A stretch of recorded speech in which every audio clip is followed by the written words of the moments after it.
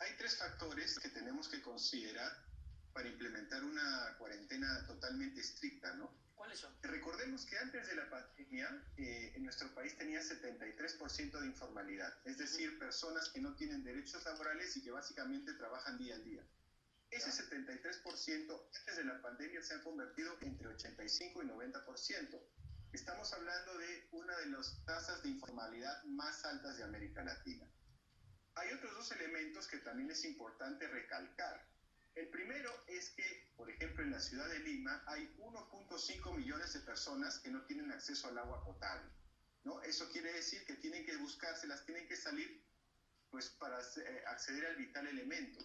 Y otro elemento a considerar importantísimo es que el 47% de los hogares de nuestro país no tiene acceso a sistemas de refrigeramiento, ¿no? Es decir, básicamente a refrigeradoras, a estos instrumentos que permiten que la comida no se malogre.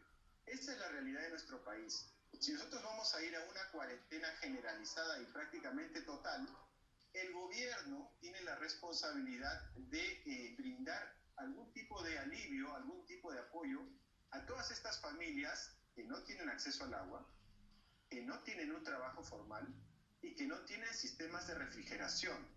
Eso ya lo hemos vivido en la primera etapa, en el año pasado, con los resultados que conocemos.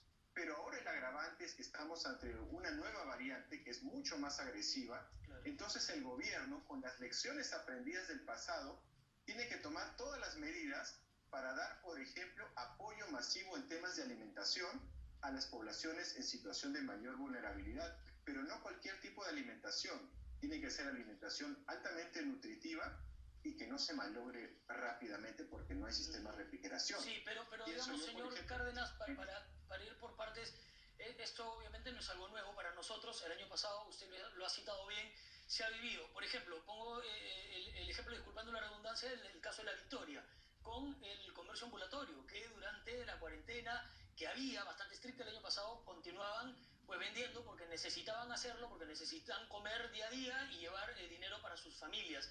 En ese momento no hubo un buen manejo por parte de las autoridades. Es más, lo que se vivía todos los días, o era de todas las tardes y las noches, era desalojo, pelea entre autoridades y los propios comerciantes, no discrepancias. En medio de esto, además, la gente, porque incluso los propios vecinos también se quejaban de que se convertía esto en un foco infeccioso y demás.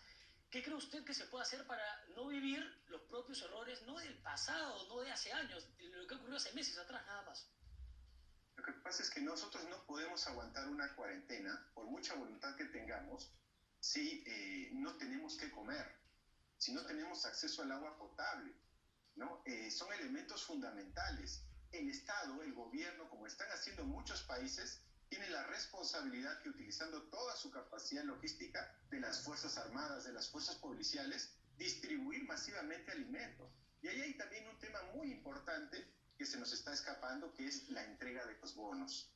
El Estado peruano a duras penas ha podido entregar 2 bonos en casi un año de pandemia. Otros países latinoamericanos como Colombia, Argentina, Chile ya van en la 7ª u 8ª entrega de bono.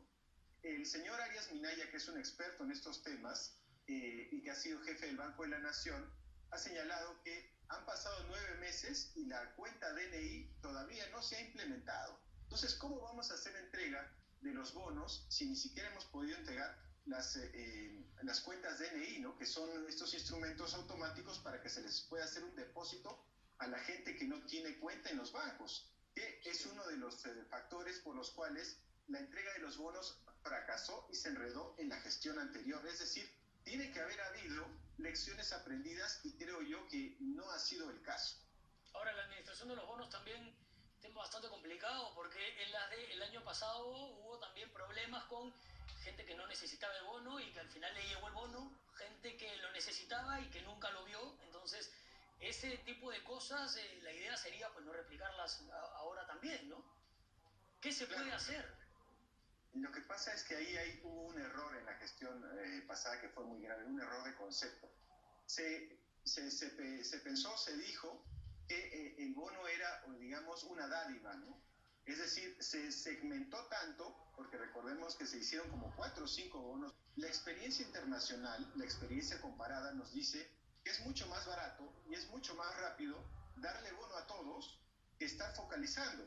Y eso fue lo que sucedió. Como perdimos muchísimo tiempo en focalizar, pues no tuvimos la capacidad de gestión para entregar los bonos de manera masiva, ¿no? Y esto es un error que espero yo no vayamos a cometer en la segunda ola, porque recordemos que la situación ahora es mucho más grave, dadas las nuevas variantes, ¿no? Y hay otros elementos que también son muy importantes a considerar, ¿no? Por ejemplo, la automedicación. Hay una gran campaña de desinformación de personas que creen que tienen el virus o que tienen el virus y se empiezan a automedicar. Y la automedicación lo único que hace es agravar el cuadro clínico. Esto ha salido mucho en redes sociales. Muchos médicos están diciendo que los pacientes llegan con problemas de haber tomado ciertos tipos de medicinas que han agravado esto. No hay una campaña de información que diga, por favor, no te automediques, que lo único que estás haciendo es agravando la situación. Claro, y hay otro elemento que ustedes han mencionado muy bien en su reportaje previo, que es el uso de las mascarillas. El uso de las mascarillas, con las nuevas variantes, hay algunos tipos de mascarillas que ya no funcionan, ¿no? Por ejemplo, Francia está diciendo que solamente se van a utilizar obligatoriamente en espacios públicos las mascarillas quirúrgicas, las mascarillas de tela industrial categoría 1, etc. Ese tipo de información es el que nosotros necesitamos, porque como tenemos una nueva variante, muchas de las mascarillas ya no surten efecto. Entonces, claro, es un tema también complicado y a tratar. ¿Qué es lo que cree usted? ¿Qué otea que pueda pasar a partir del domingo, o más concretamente el lunes, que arranca, bueno, la jornada laboral, con esta cuarentena y con este 85% de personas que están en la informalidad? ¿Qué va a pasar con ellas? ¿Qué cree usted que va a ocurrir?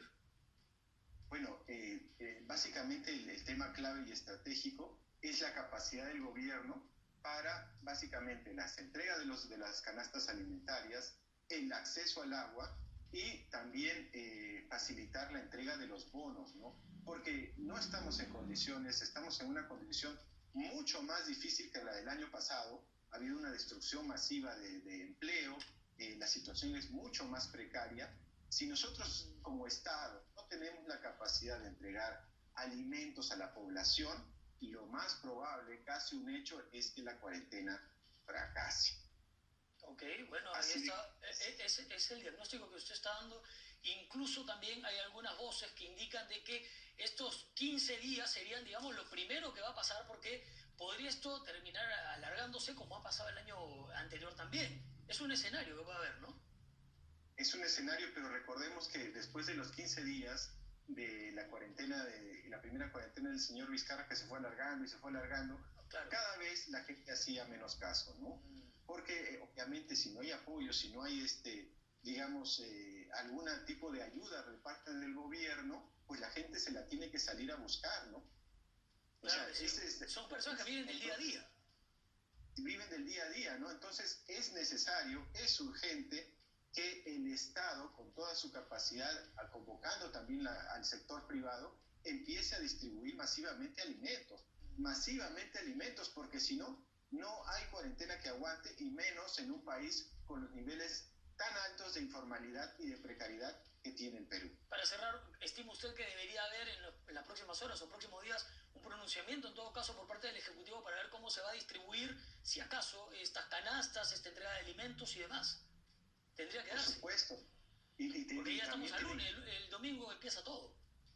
Eso también es una señal de improvisación, ¿no? Porque recordemos que hace 2 semanas, hace 10 días, la ministra Pilar Mazzetti descartaba totalmente la vuelta a un confinamiento total, ¿no? Exacto. Claro, y recordemos que el anuncio se hace hoy día, y se hace ayer en la noche, perdón, y usted vea las colas y las aglomeraciones que hay hoy día en los supermercados. No, y en los mercados, como veíamos en un enlace en vivo previo, San Martín de Porres, donde hay una gran cantidad de comercio ambulatorio, que bueno, todavía pueden permanecer allí, pero que a partir del domingo, arrancamos el lunes, eso ya no va a ser así, y entonces nuevamente se van a gestar los enfrentamientos y demás, ¿no? Lo que ya se ha visto prácticamente el año pasado.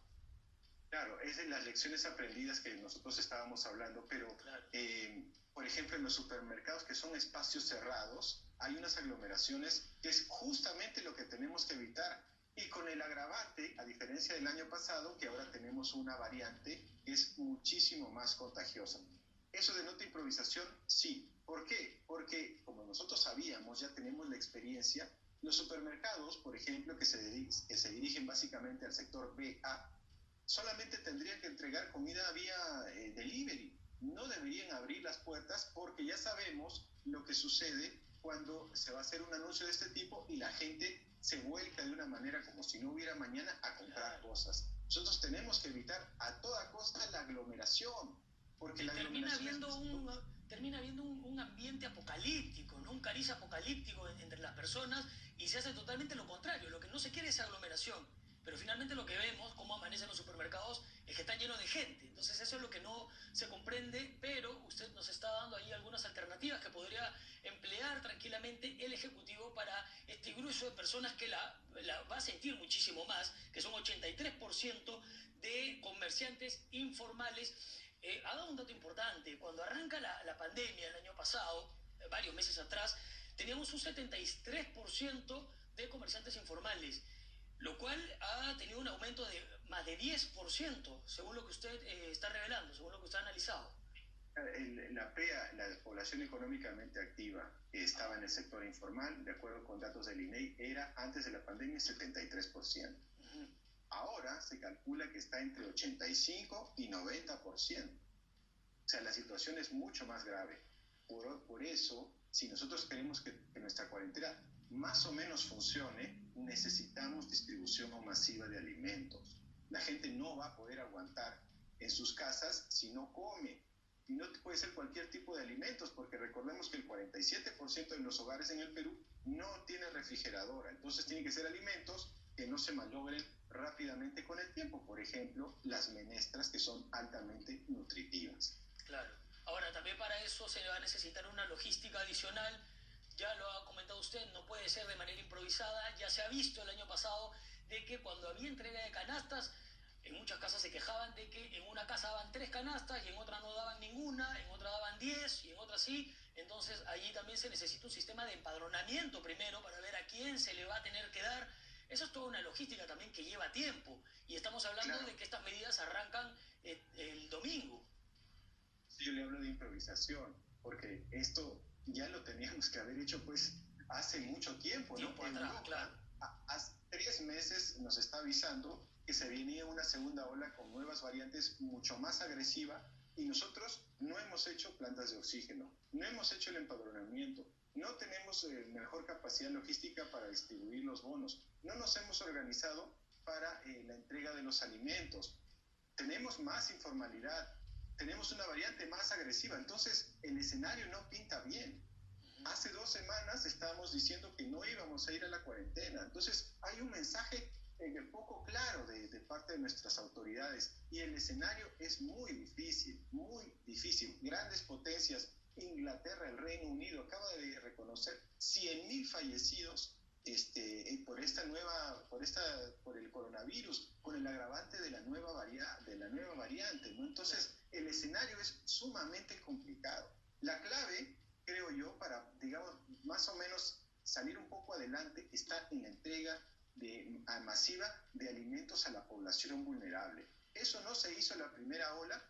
Esperemos que en esta segunda ola hayamos aprendido la lección y efectivamente se empiecen a distribuir los alimentos. Esa es la clave, esa es la base del concepto de economía de guerra. Ahora, señor Cárdenas, también recordemos que no sé si está comprendido en parte de este 83, 85% que usted mencionaba, pero la gente que a partir del año pasado empieza a reinventarse. Muchas personas que se dedicaban a ciertos rubros que estaban prohibidos, ¿no?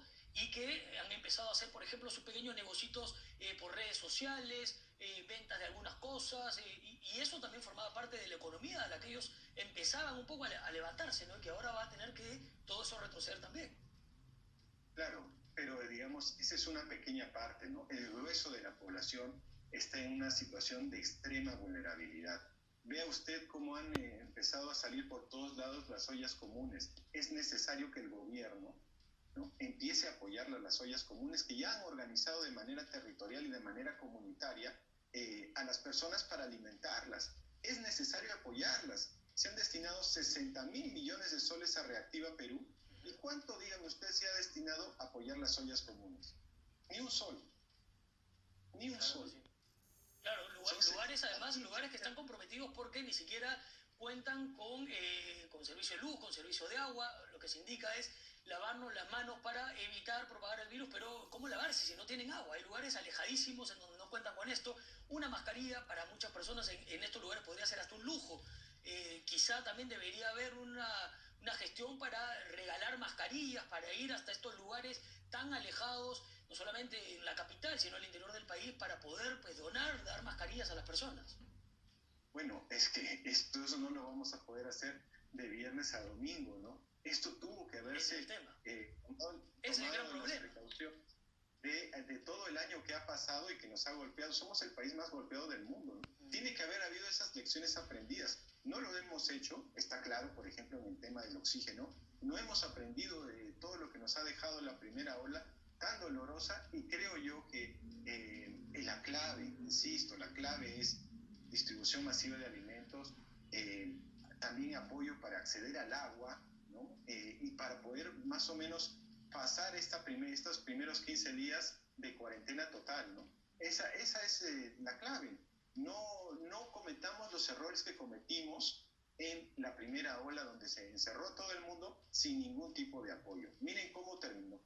Bueno, pero es bastante inminente que estamos pues muy cerca de repetirlo, ¿no? Porque a pocos días de que se establezca esta cuarentena, hablemos en este caso de la capital, tenemos una gran cantidad de comerciantes informales que no saben qué va a pasar, no saben qué va a hacer de ellos concretamente, qué es lo que va a ocurrir, porque ya no se va a poder salir, solamente las personas van a poder salir una hora. Entonces, ¿qué va a pasar con todas esas personas que viven del día a día, que trabajan para llevar pues un sustento a casa con lo que vayan ganando en las horas que están afuera? Entonces, todas estas personas van a tener que estar encerradas.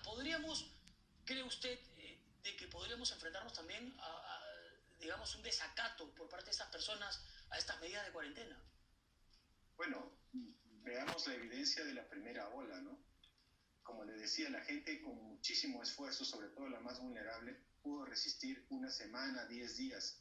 Pero después las medidas de obediencia a estas, digamos, a estas políticas dictadas por el gobierno cada vez eran menores, ¿no?